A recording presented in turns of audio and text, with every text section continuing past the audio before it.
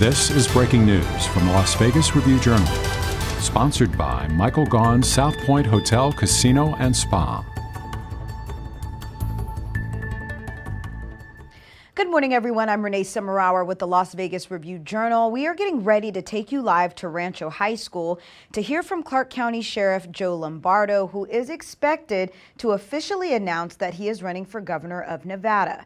Now, Lombardo's plan is to run for governor as a Republican in the 2022 election, and it was confirmed by us here at the Review-Journal back in May. So this isn't very much of a surprise.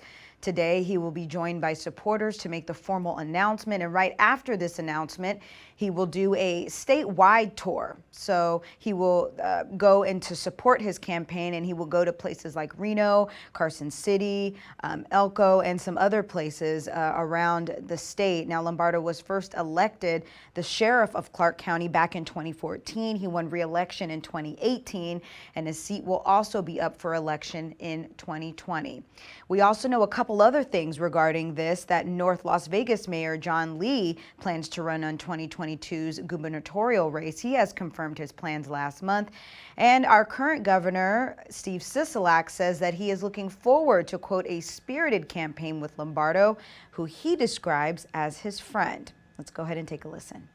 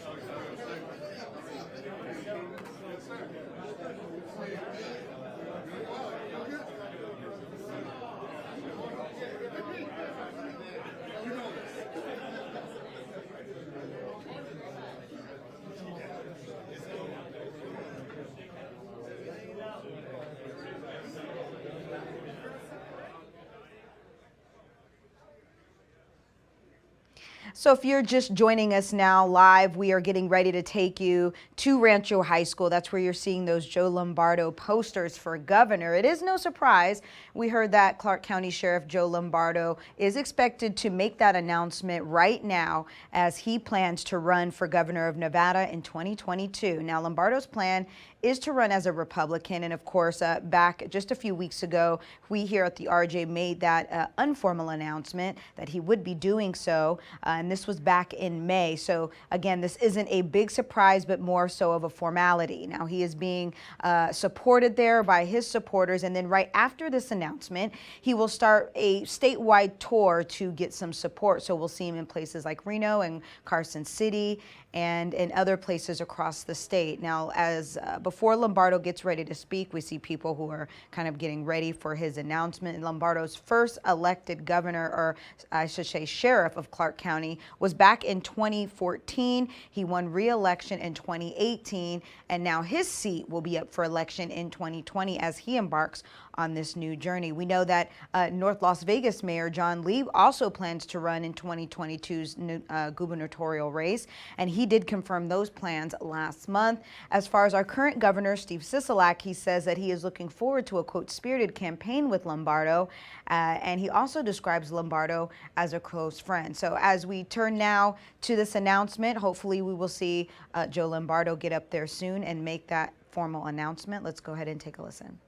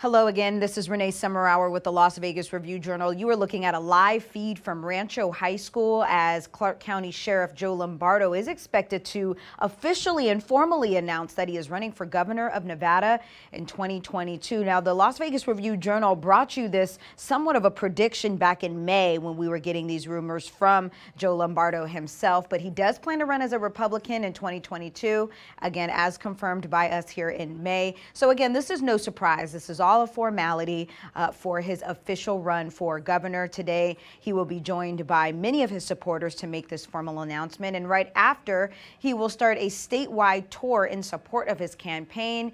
He will be in Winnemucca, Reno, Carson City, Elko, and a few other places here in the state of Nevada. Now, just in case you didn't know, Lombardo was first elected as sheriff of Clark County in 2014. He then won re-election in 2018, and as of 2022, since he's running for governor, his seat for Clark County Sheriff will be up for election in 2022. We also know a couple things. North Las Vegas's mayor will also plan to run in 2022's gubernatorial race. He confirmed that last month. And our current governor, Steve Sisolak, saying that he welcomes Joe Lombardo as part of this race. He looks forward to it, and he does consider Joe Lombardo his friend. So this is a very exciting time for both sides of the aisle here as we prepare to get election talk started early, as 2022 seems like it's far away, but it's actually right around the corner. It looks like things may be getting underway here, so let's go ahead and take a listen live from Rancho High School.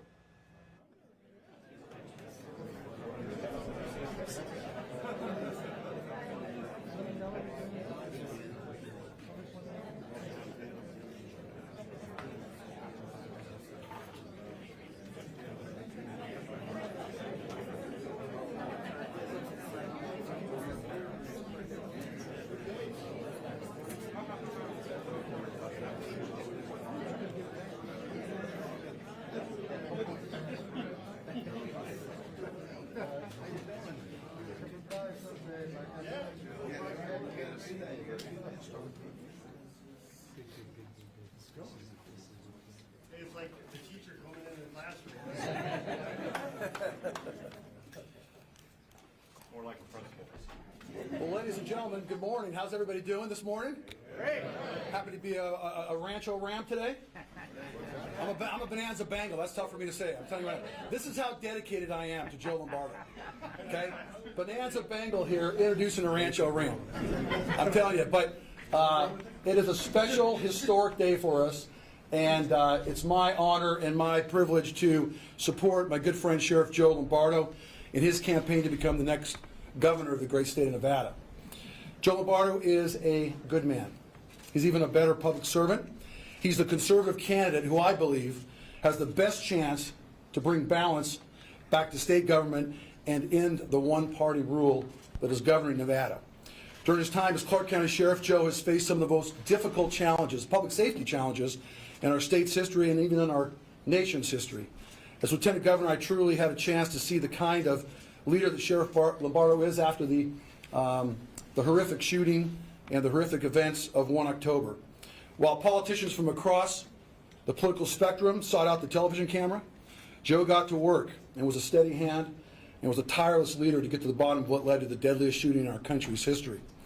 That leadership was also on display this past summer as he prioritized our safety and kept the peace in Las Vegas while rioters destroyed cities across the country. And while politicians in Carson City focused on felon rights, weakening penalties for violent crime, and turned their backs on victims, Joe Lombardo got more cops on the street and kept us safe. And while those same politicians pushed to make Nevada a sanctuary state, Joe created his own system at Metro to identify and remove violent criminals who are in our country illegally. And Joe showed me why he's been elected twice as a conservative, pro-life, pro-Second Amendment Republican in our state's bluest county. He's never compromised his principles or convictions to get elected before. He's not going to do so now. It's not very often that you see egos get set aside in politics, but it's not every day that we have a candidate like Joe Lombardo who's running for governor. Single party rule is absolutely destroying Nevada. Joe is the strongest conservative candidate who can win the general election and put an end to the Sisolak administration, which is taking Nevada in the wrong direction. I hope all Republicans will join me in supporting my great friend and the next governor of the great state of Nevada, Sheriff Joe Lombardo.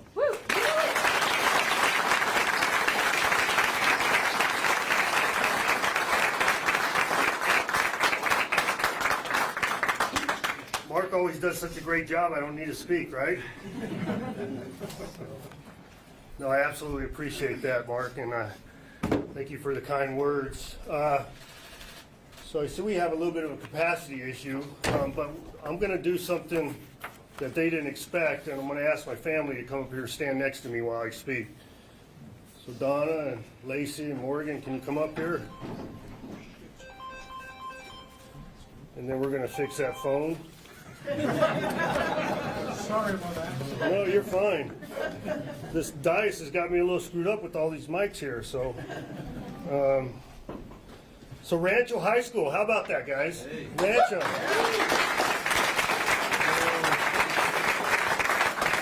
So you're probably wondering, why did I pick Rancho High School? Because this is where I graduated from, right? 1980. Successfully graduated. I was on the verge. But I pulled it out. And as you can see, I stand before you as a successful graduate of Rancho High School. So there's some other folks here in the audience that were also graduates of Rancho High School, and I hope they don't mind if I point them out. So one of them, a very close friend of mine, is Bobby Ellis. We didn't graduate the same year. I think he was here when they were still pouring the mortar on the walls. And then one of my best friends, Scott Killebrew, who was right here in the front here. Class of 79? No, not me. Class of 79, and you were 79 at Bonanza with, did you go with Mark? Yes. That's what I'm talking about. And then Scott, we became friends because he used to protect me. He kept me from getting beat up around the corner here. And no, I'm just joking. And Vic up here in the front, he's a fellow Rancho grad. And Joe, I don't know if you went to Rancho, did you? No, sir. No? Well, it was probably good you didn't go. So, but Vic, right up here in front, former deputy chief from North Las Vegas, he went to Rancho, and it just shows you the success and the dedication we have for our local community, and us being homegrown is even more important as we run for the office of governor. I think it's important for people to know that me standing before you, I've been here a long time, and Nevada is very important to me, and the success of the state is very important to me, and hopefully we'll continue in that vein, and that brings us home to Rancho High School. And before I get into my words, there's a young lady over there against the wall who owns this place. She's the principal. And she was the one you didn't talk to when you were in school, remember? You tried to avoid her, but Darlene Delgado, the principal of Rancho High School.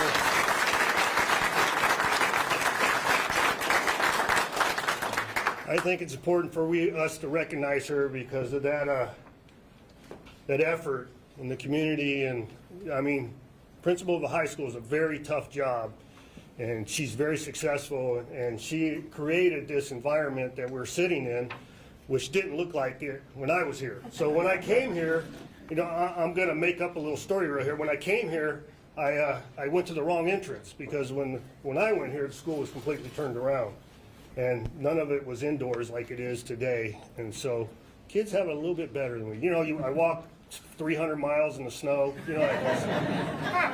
So, but I think it's important for you to hear that, Darlene. I appreciate everything you do for the community and the school district and the success of our kids. Without further ado, let me get into it. Rancho High School, a perfect reminder that a prosperous future begins with our children, encouraging their growth and development, and providing them with the tools to become the next generation of visionaries. I just had a chance to visit with some of the students. Right across the hall here, there's 4 kids in summer school. So when I went to school, you were in trouble when you went to summer school, right? And I had occasion to do that when I was in school. But these kids do it because it helps them receive credit sooner than later, gets them prepared for college, or whatever trade they choose to, or whatever direction they choose to go. But luckily, this morning I went in there and they were making sourdough bread. So Rancho is a culinary technical school. It includes culinary, and that's part of their curriculum, and they told me all the nuances of sourdough bread, which I didn't know there was. I thought there was one basic ingredient with it, but they informed me I was wrong. And so they walked me through that, but it was important for me to see their enthusiasm. They asked them what it was like to learn in the pandemic. It was encouraging to hear the optimism. Despite the fact that our governor denied an entire generation of students months of critical education, social interaction, and activities like sports, music, and theater, it was a reminder that our children want to be optimists. They want to learn, they want to succeed, and they want to make the world a better place. Our governor opposes school choice and has failed to provide a plan to reduce class size. As governor, I will block any attempt to force critical race theory on our public school children. We can teach our children to respect each other and treat everyone with dignity. We must bring back a focus on trades so Nevada can attract good paying manufacturing jobs, and we must do a better job of keeping our best and brightest right here in Nevada. It is easy to criticize the governor for copying the worst policies of some of the most liberal governors in the country. I think of one right next to Nevada. And there's no denying that Steve Sisolak is the most partisan governor in Nevada history, but anyone, well, nearly anyone, could campaign simply on being less isolated and less partisan. Our campaign is different. It's about ideas. It's about returning some vision, collaboration, communication, and leadership to the office. We have a governor and legislature focused on protecting their own party, guaranteeing single-party rule so they can introduce state income tax, raise your property taxes, and advance public policy that would make Bernie Sanders blush. That was actually a funny line. Did you get that one? See, Rancho got it. Single-party rule has led to higher taxes, new regulations, and erosion of our individual freedoms. So let me draw a line in the sand. I will veto any new taxes that the legislature sends my way. I think that bears repeating. Again, I will veto any new taxes.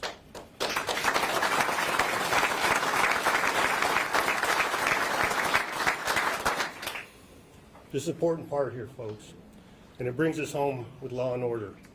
Single-party rule has led to politicians focusing on felons' rights, prioritizing criminals over victims, weakening penalties for crimes, and handcuffing the police. That isn't sustainable behavior for any state, let alone a state that relies so heavily on tourism. While Portland, Seattle, and Baltimore gave in to rioters, looters, and vandals, we instituted a zero-tolerance policy for violence. Let me be clear, I will always stand up for the rights of anyone to peacefully protest, but if you intend to bring harm to our people, our communities, or those visiting our community, you will face the full force of the law.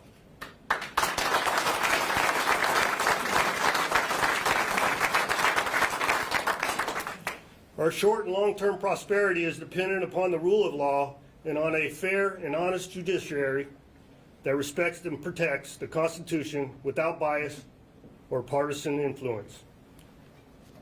The rule of law should extend to our election process. We should all want open and secure elections where everyone has confidence in the results. We must undo the reckless partisan policies out of Carson City and replace them with election law that is transparent, honest, and fair. Let's demand voter identification and eliminate ballot harvesting, as well as repeal the new practice of mailing ballots to people who do not request them.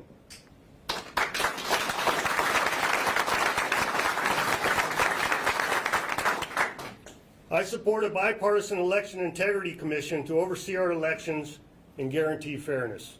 I support a nonpartisan or bipartisan redistricting commission so voters have a better chance to elect candidates of their choice rather than being boxed into districts designed to benefit a particular political party.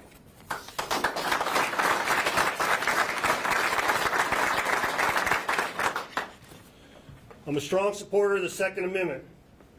Now that just isn't rhetoric, right, Mike? just isn't rhetoric. I've carried a gun every day for more than 30 years. In the Army, as a cop, and as your sheriff, I will always support the rights of law-abiding citizens to responsibly own and carry guns. Further, I am the only candidate in the race who made and kept a promise to eliminate Clark County's gun registry.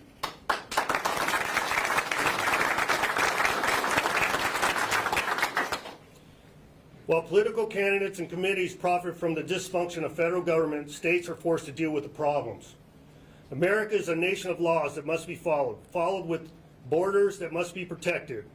But we're also a nation that should welcome legal immigration, working with a system that rewards rule followers, but has a zero tolerance policy for those who don't. When the ACLU and a liberal California judge, Liesel, for those of you who don't know, that's my attorney sitting there. She's the one that protects my back. When the ACLU and a liberal California judge denied us the opportunity to use federal database to determine the true identity of criminals, we adjusted and dedicated more internal resources to identifying and deporting violent criminals. I need that to sink in a little bit. There's been a lot of rhetoric out there that I have created a sanctuary jurisdiction, and that is absolutely not true.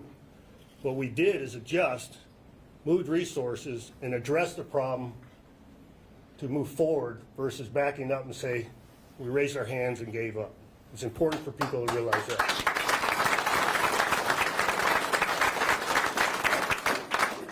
America cannot have a dignified and respectful immigration policy without defending our borders, protecting our citizens, and removing those who wish to do our nation and our people harm. One of the things that has made Nevada great is our wide variety, diversity, and leaders who focus on creating opportunity for all Nevadans. Nevadans believe that if you work hard and play by the rules, that you can create your own American dream, as I. But the current governor chooses the winners and losers. This isn't right, and it's time to take back our state for all Nevadans. As sheriff, I relied upon a multicultural advisory committee to work through community and law enforcement challenges to help us better understand the sources of conflict and diffuse difficult situations. Creating a committee isn't unique in politics, but listening to its members is. At Metro, everyone has a seat at the table, but in Carson City, that just isn't the case. That ends the day I'm sworn in.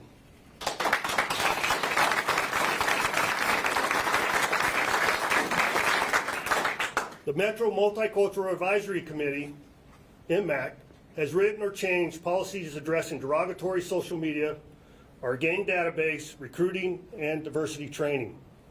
Those are just a few of their accomplishments. The important piece is we didn't refuse to listen. We collaborated for solutions.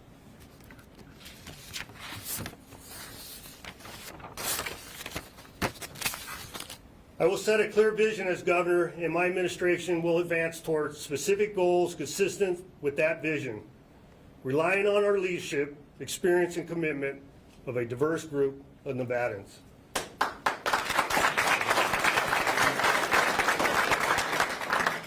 Interesting piece I received recently, somebody close to the current administration, is our governor has failed to meet with his leaders. And I think it's an important piece to provide leadership and vision and direction that has to occur. That simple task is really troublesome to me. And it's one of the biggest failures associated with leadership. So it bothers me to no end. And I can see the direction we're going as a result of that. I think it's important for you to know, I grew up here, went to school here, and after serving in the Army, came back here to serve and protect Nevadans. I've been proud to stand up for the victims of crime and stand up for those who wish to do us harm. I am a proud veteran, a former beat cop, and the chief executive of an agency that prides itself on being tough and accountable. Sink that in, tough and accountable. I will stand by my record as your sheriff for the last 7.5 years and my last 33 years on the police department on how our police department has performed, protected the community, and I believe a fantastic job.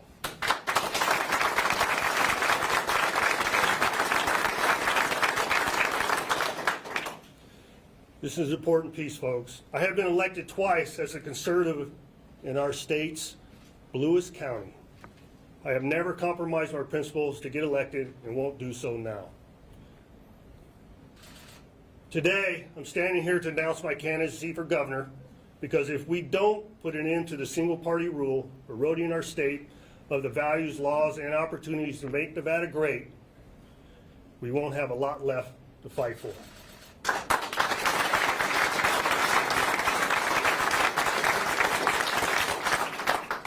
For those you don't know, I'm Sheriff Joe Lombardo.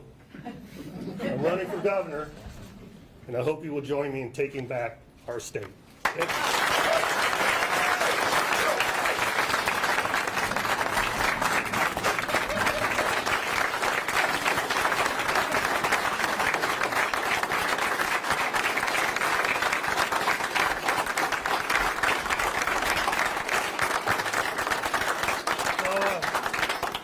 Just a matter of information and direction. I'm going to meet with the media at this point, so please, I would love for you all to meet each other, shake hands, and introduce yourselves, and welcome you to part of the Joe Lombardo's team.